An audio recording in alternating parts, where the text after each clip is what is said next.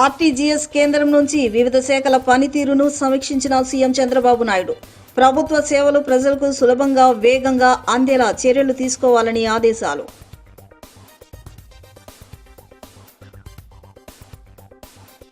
కూటమి హయాంలో రాయలసీమను రతనాల సీమగా తీర్చిదిద్దుతున్నామన్న మంత్రి బీసీ జనార్దన్ రెడ్డి.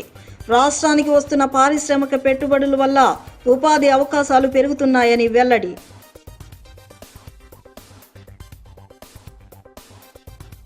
P4 కార్యక్రమం స్ఫూర్తితో ముగ్గురు ముస్లిం విద్యార్థినులకు 66,000 రూపాయల ఆర్థిక సహాయం అందించిన ఎమ్మెల్యే బోండా ఉమా.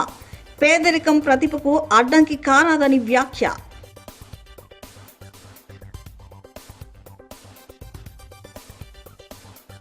ఓటర్ల జాబితా ప్రత్యేక సమగ్ర సవరణ కార్యక్రమంపై సమీక్ష నిర్వహించిన తూర్పు ఎమ్మెల్యే గద్దె రామ్మోహన్.